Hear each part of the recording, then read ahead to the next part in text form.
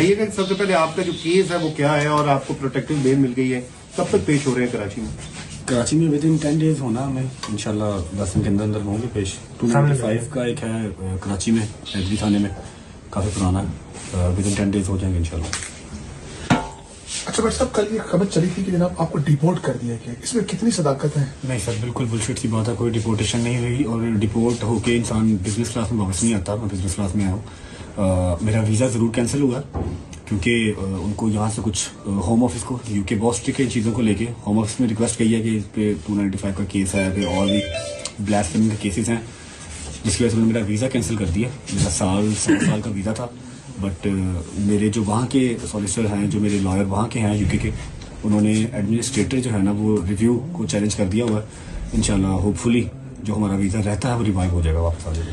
اچھا ہم نے دیکھا کہ ڈکی بھائی کو ایک بگ برادر کی مدد ملی، کیا آپ کو اس سین میں کسی بگ برادر کی مدد ملی ہے؟ میں یہ میرے وکیل صاحب بات کریں، مجھے ایسا کسی وقت نہیں. اچھا آپ بتائیں آپ کو کیوں وہاں سے آپ کا ویزا بھی ریووک کیا گیا اور کیا وجہ کیا بنی ہے؟ نہیں، سوشل میڈیا پہ چل رہا ہے کہ میرا بھی ویزا ریووک کیا گیا.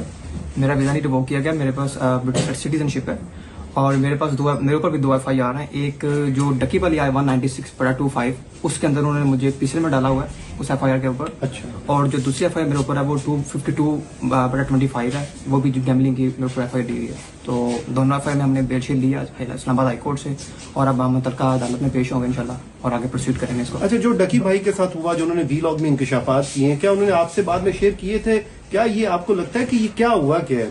میں جب ڈکی سے ملنے گیا تھا تو ہماری زیادہ باتیں نہیں ہوئی، بس جو باتیں ہوئیں وہ میں نے سوشل میڈیا پہ بتا دی تھیں کہ جو کچھ چلا ہے، اور بس باقی کچھ چیزیں ہیں وہ انشاءاللہ وقت جب آئے گا تو بتائیں گے. تو اس دن اس ٹائم آپ کو بھی نوٹس آئے تھے، سمن وغیرہ؟ نہیں، مجھے نوٹس نہیں آیا. میں جب اس کو ملنے گیا تھا تو مجھے انہوں نے ڈیٹین کر لیا وہیں پہ اور میرے دونوں فون بھی لے لیے اور مجھ سے زبردستی انہوں نے سائن بھی کروائے، مجھے گالیاں شالیاں بھی دی انہوں نے. لیکن کوئی نہیں، باقی اپنا بعد میں میرے وکیل صاحب تھے، ہمیں چھوڑ دیا گیا اور اس کے بعد ہم وہاں سے چلے گئے. اچھا بٹ صاحب یہ بتائیے گا، جیسے آپ کہہ رہے ہیں کہ ہمارا ویزا ریوائز ہو جائے گا تو آپ کو امید ہے کہ آپ واپس پھر جا سکتے ہیں یا پھر وہی ہے ECL وغیرہ میں انشاءاللہ ECL میں نام سدا بہار تو نہیں ہے، جب تک کیس چل رہے ہیں تب تک ہیں، تب تک پاکستان میں ہے انشاءاللہ.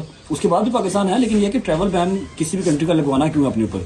UK میں یہ ہوتا ہے کہ اگر آپ کا ویزا کینسل ہو جائے یا پھر آپ کو وہ ایسا کچھ کہ ویزا کینسل کرتے ہیں، اگر آپ کا لگا ہوا ویزا کینسل ہوتا ہے تو وہ آپ کے اوپر 10 سال کا بین کر دیتے ہیں.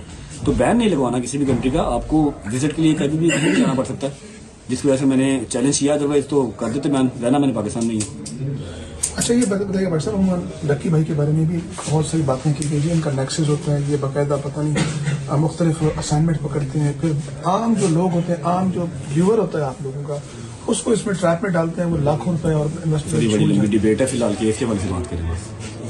آپ کے اوپر جو FIRs ہیں ان پہ آپ نے لکھا کہ پٹیشن ہے اس کا بھی کہ فالس ہے، میلافیڈی ہے، تو کیا کیس کیا ہے تھوڑا اس کے حوالے سے بتائیں گے. وکیل صاحب بات کریں گے، ایک نہیں ہے وہ وکیل صاحب کی اس بارے میں بات کریں گے. میں ابھی کوئی جیسی غلط بات کرنا نہیں چاہ رہا. چلیں ٹھیک ہے.